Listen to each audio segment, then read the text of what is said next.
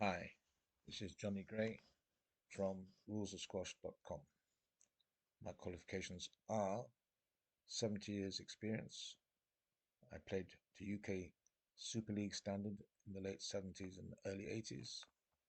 I held SRA, now Squash England, coaching and refereeing certificates, and I have a degree in sports mechanics.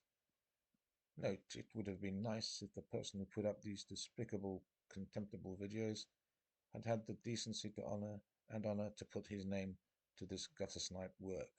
His failure to do so removes any credibility they might have had. I'm going to analyze the movements shown in these videos on this three core basis. 1. For every strike, a violent arm swing, there will be an automatic counterbalancing movement in the legs.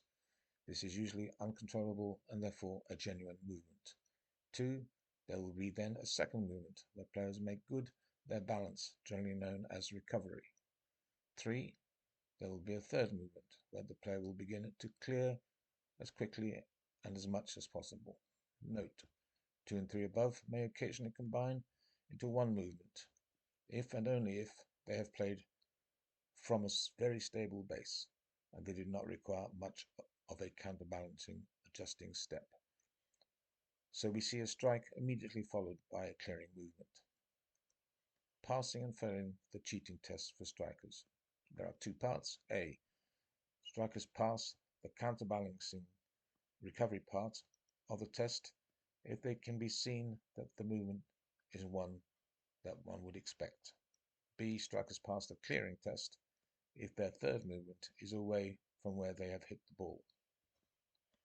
Passing and failing the cheating test for non-strikers.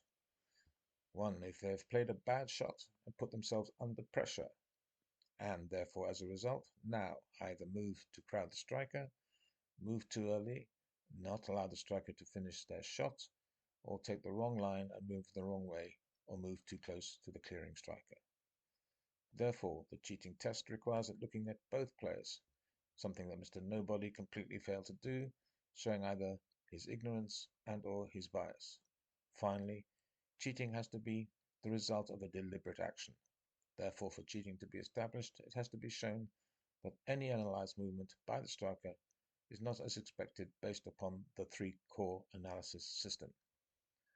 If it cannot be shown to be deliberate, it cannot be classed as cheating. It may still be worthy of a stroke or a let, but not of any conduct sanction.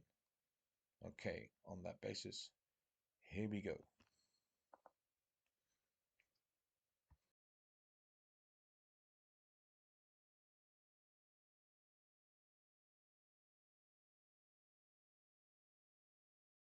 Immediately, we have a movement by Makin, who strikes and moves into Asal, but nobody comments on that. Asal would have been within his rights to withhold his shot and claim that he had been obstructed.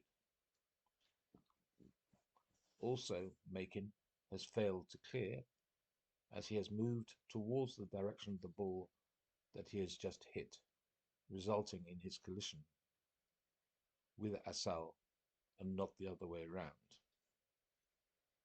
Next, Makin has played a terrible shot and is now in a serious positional disadvantage. Having failed to clear, tries to capitalize on that by moving into Asal's personal space before Asal has had a chance to finish his shot. There is no doubt that if Asal had made that movement into Makin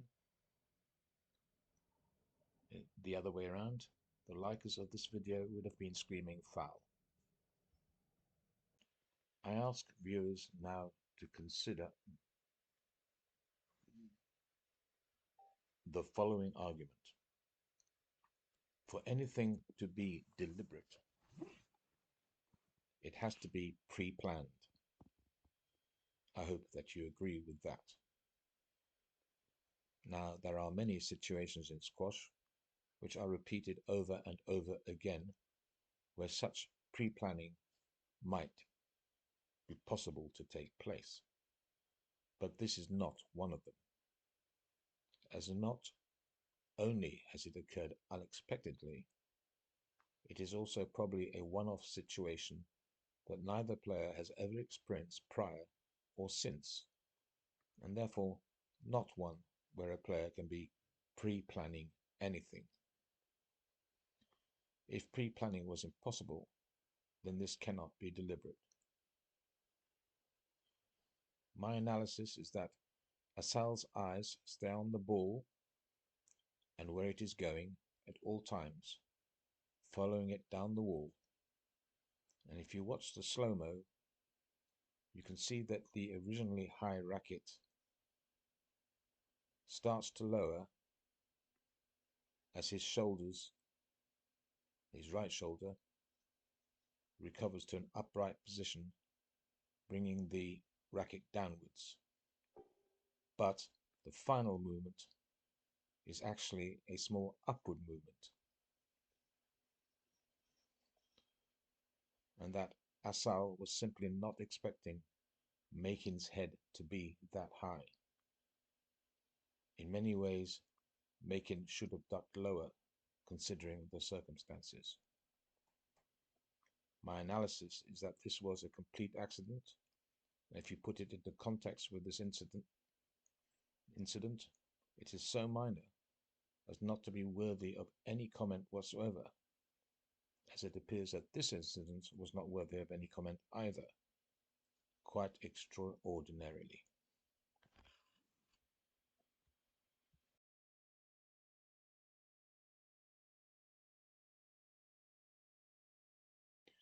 Now for the famous Hisham hand grab. Look very carefully at the slow-mo, and you can clearly see that Hisham is pushing Asal in the back as Asal clears in front of him, away from the side wall where he has just put the ball.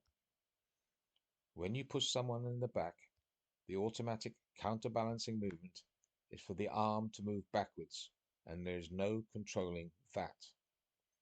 Next, you can clearly see that Hisham is beginning to move his racket behind Asal's back in order to get ready for his backhand, but in doing so is beginning to thread the racket underneath Asal's counterbalancing arm, and the combination of Asal moving forward and Hisham's racket moving upwards and making contact with Asal's forearm and then sliding up to make contact with his semi-clenched hand makes it look very bad. However, this analysis shows that it was a complete accident and that neither player were at fault, except maybe for a push in the back by Hisham. For this to have been considered to be one of Asal's worst offences tells you just how bad the bias is against him everywhere. Frankly, it's quite disgraceful. At full speed, this one does look bad because it looks like he hits Elias on the head. But in fact, when you slow it down, you can see that he does not make contact with Elias at all, and you can see several other factors. Firstly, you can see quite clearly that Asal has got a clear and open strike that is going hard down the backhand wall to the back corner. His actual strike is perfect in that he affects a powerful strike that results in a natural counterbalancing forward steps and a swing that rises high above anybody's head and never breaks the vertical plane, therefore never going into any dangerous area in the tee. By contrast, you can see Elias sauntering across, physically preparing himself for the upcoming contact, fully committed to going in front of Asal, despite knowing full well that the ball is going to finish in the back corner. The fact that he is preparing himself for contact is proof that he has decided to risk himself.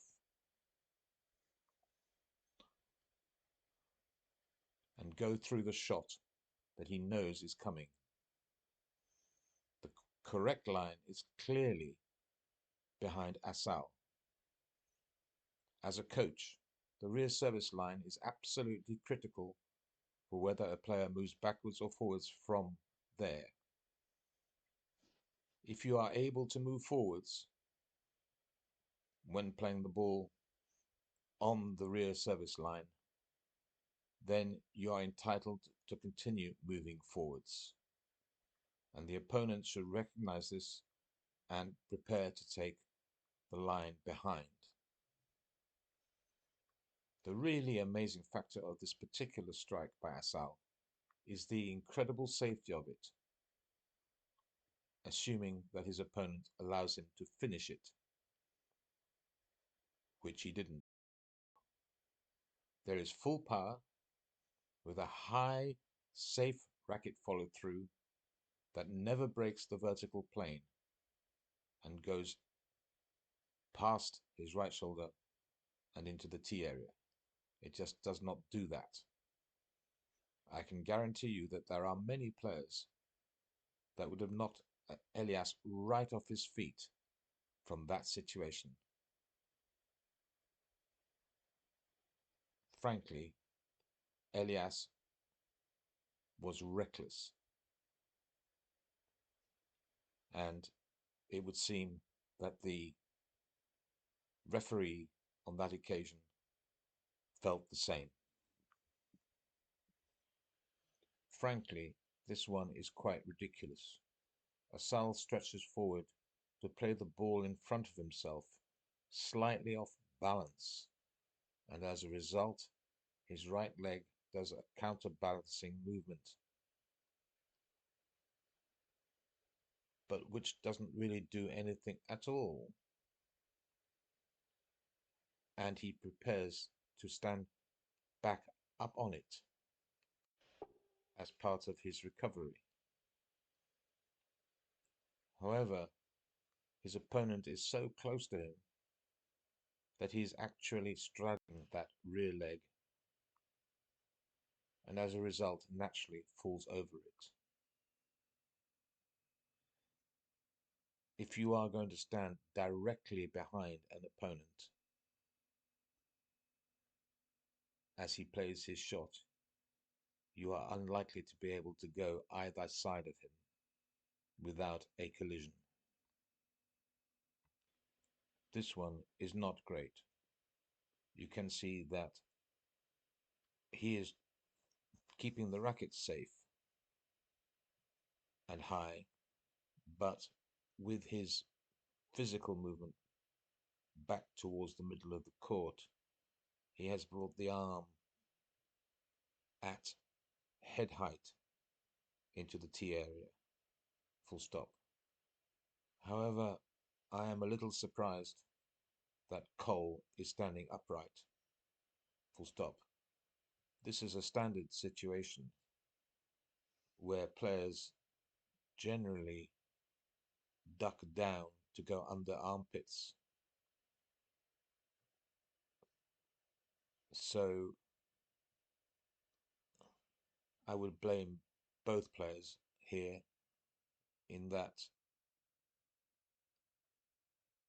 Asal has brought the arm into the tee area at head height, but there is accepted protocol that players do duck underarms, and Cole seems to be stood upright, and he must be 6 foot or so. This one, I give you, is a little odd. However, this is a classic case of, albeit excessive, counterbalancing movement by Asal over which he had no control. I do beg of you to try this movement in your lounge. Stand on one leg, leaning slightly forwards, and then violently throw your arm forwards, and you will see your rear leg do exactly that. That therefore makes it an involuntary movement and therefore not a voluntary one and not a deliberate one. However, we need to discuss as to why the ref gave a no let. The first, most likely, is that from her position, she could not see it as Ali was blocking her view. Her overall feeling will probably have been that Ali went the wrong way initially and so simply didn't see it. Personally, I think it's worth at least a let for several reasons. One, I believe there was interference with Ali's racket, and more importantly, he did not have a clear vision of the ball coming off the front wall. As a coach, one tells one's students that they must move their opponent off the tee so that they can then claim it. If their opponent can play the ball with one leg on the tee, then they have failed to move them off the tee, and they themselves have no right to that tee.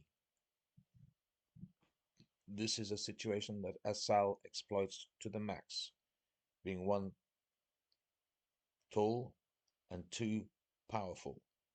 Powerful enough to play the ball off a huge lunge, leaving his recovery leg on the tee, which he is perfectly entitled to do, and then stand back up on that rear leg, so keeping control of the tee. Other players would do the same if they were as big and as powerful as he is, but they are not. So they need to truly move him off the tee. People often say that he sticks out his rear leg. He absolutely does not do that. What he does do is to stick out his front leg into a long lunge, leaving his rear leg where it is, which he is entitled to do. So his shot is a lunge, a strike, a follow through, and a recovery, all perfectly correct. You will see that in the clip Mr. Nobody has made for us, that Ali has done exactly the same thing with his rear leg. The only difference being that Asal is not trying to go round the front. If he had, he would have tripped over it. In the Cole clip, there was absolutely nothing wrong with it. And check out Cole's rear leg, for goodness sake. Where Ali tripped over Asal, there were 2 points. Firstly, Asal plays a boast, but he plays it late with deception, and as a result, there is a counterbalance twitch of the rear leg, which is admittedly rises above the ground fractionally. However, Ali is going completely the wrong way, having not read the boast at all. And had he read it, the ball is on the right-hand side of the court, clear and wide and open, for him to wander across and smack it down the forehand wall. I reiterate that this was a natural counterbalancing movement that he could not control, and was therefore not deliberate. Never mind that Ali went the wrong way, and should not have had a let. There is very little wrong with most of this general movement, and all players play exactly like this: lunge out, strike, then stand back up again. And just occasionally they all fall over each other.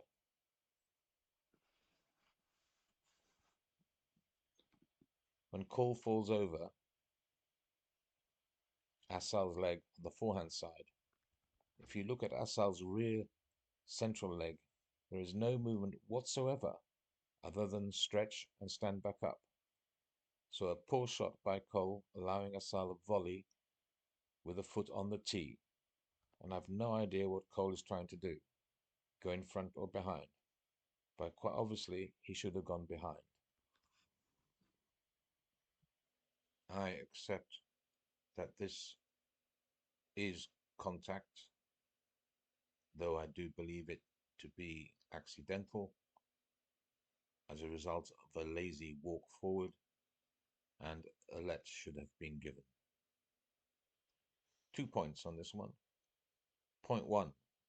Ali is in no man's land, having given Asal a really easy shot, and so Ali is at a serious positional disadvantage. Point 2 is that this is movement with strike, which is completely different to movement after strike, full stop. If it's your turn to hit the ball, then you may move to the ball as you wish and hit through the ball as you wish. And then everybody has to look at the results of it all after that has all settled down. But up to that point, it has been the striker's turn, and the non-striker has to await his. This movement is actually coached and is perfectly legal. In this case, as usual with such movement, it actually comprises, as I mentioned in my introduction, of a strike and a clear at the same time, with Asal hitting the ball away from himself to the sidewall as he moves across to the tee to give a clear path to his opponent on his left. His opponent needed to read where the ball was going and position himself in order that he could move to it after the strike. Again, Asal's opponents have given him shots where he's fully on the tee and they are stranded behind him. And on each occasion, Asal makes it quite clear that he is hitting the ball to the backhand wall and clearing to the middle. And players behind him need to go to his left, to where he has cleared and left the ball. I have absolutely no idea what we are looking at here, except that the majority of the time Asal is playing the ball forwards with some forward velocity, which results in small forward movements that are natural to the strike. And in the no-let example, he is clearly trying to get out of the way, but failing. But that's not a problem. And in this one here, the right leg is an absolutely natural movement that goes with that forward throw of the racket on the backhand volley.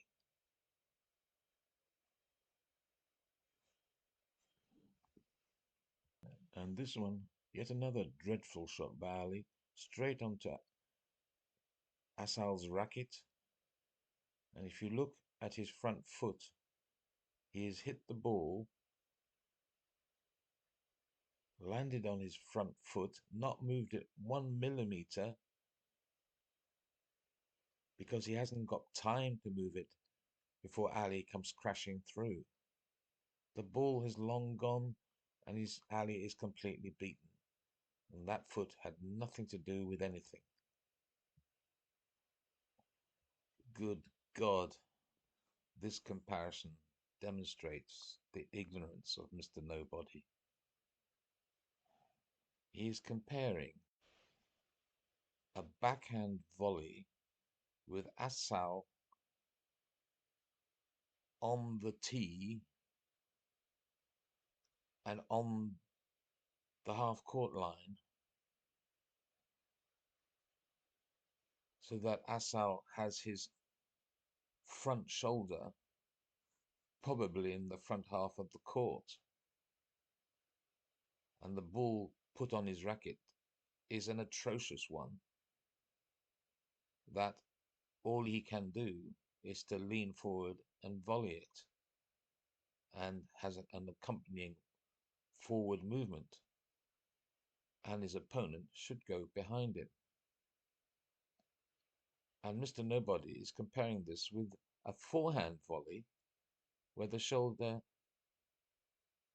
of the player, who is a good yard further back than the Asal video, and his shoulder is probably behind the service box area. And yes, of course, from that position, he can move backwards and sideways because the shoulder is behind him.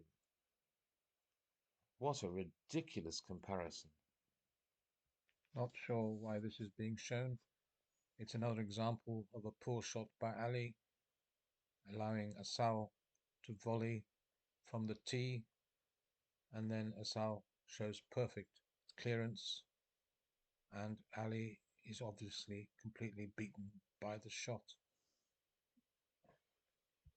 If it is somehow an example of, open quotes, cheating, close quotes, by Asal, it's clearly delusional. This play relates to a general problem at PSA level, where players insist on going round the front at all times.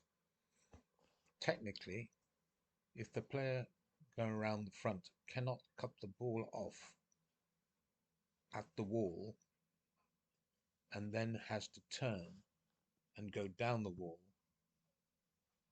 then they have taken an indirect line, and the line should have been behind. Notice that in all these clips, Asal does not do this once. A player cannot adjust for an opponent that moves to cut off the ball, finds he cannot, and then starts coming back into him. Please check the diagram that demonstrates this. All of Asal's shots are played with a forward strike, and therefore a forward counterbalance movement into recovery, and his opponent is then on him before he can initiate his clearance. Finally, as Asal is in front of the rear cervix box line at all times, he has the right to move forwards. That is not a crime. However, if obstruction does result, the ref will have to decide on the quality of the shot, and specifically if the opponent could have cut it off at the wall. If he could have, it's a let, unless he could volley it, and then it's a stroke. If he could not, then it's a no let, because the ball has gone and the line was behind. In this area of movement, this is a traffic issue and not a conduct issue. In this set of repeated actions, first look at the quality of the shot, with Cole completely unable to cut that off at the wall as he wished to do. So now he has to turn and go down the wall, and then in doing so moves into Asal. He is clearly beaten by the ball and has taken the wrong line, with the straight line being behind Asal. In terms of Asal's actual movement, he is in front of the rear service box line, and so is entitled to hold his ground. Next, he has played a forward moving shot with his weight on an outstretched left leg, and because it was a forward moving shot, in order to regain balance, that left leg will naturally move slightly forwards to compensate as he brings it back under his body. To accuse Asal of anything untowards here is absolutely ridiculous. Here we have a classic Asal moaning session.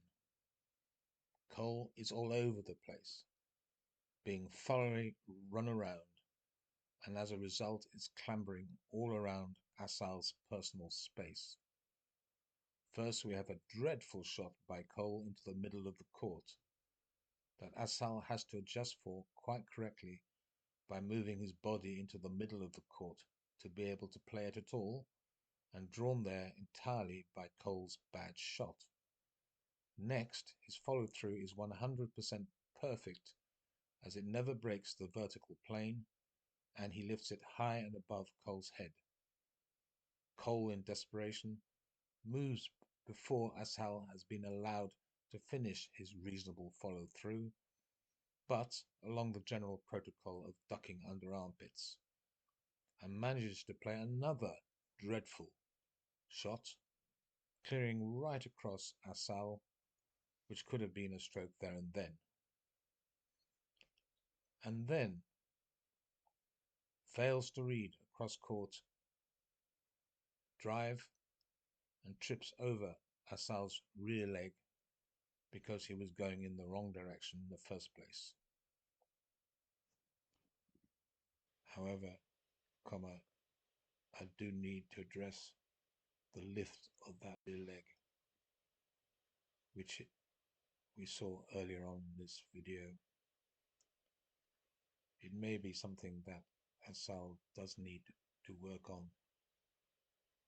It is a natural counterbalancing movement to that strike, but it does cause problems, and as such, he needs to work on that not happening. Again, emphasize, it is not deliberate. It is a natural counterbalancing movement. But, as I said, he needs to find a way for that not to happen in the future. I find it very hard to fault Asal's follow-throughs for two good reasons. One, he never breaks the horizontal plane between him and his opponent, and he always lifts it high, enabling players to duck under. This is standard protocol. I would venture to say that, as I have said so often, that his opponents are moving too quickly before he has had time to finish his reasonable follow-through as per the regulations, and effectively are crowding him. Congratulations, Mr. Nobody. You managed to find one example of Asal pushing off an opponent. I have here a clip of Elias doing it twice in 3 shots, with the second one pushing Asal so far away that he could not get to the drop that Elias finally played.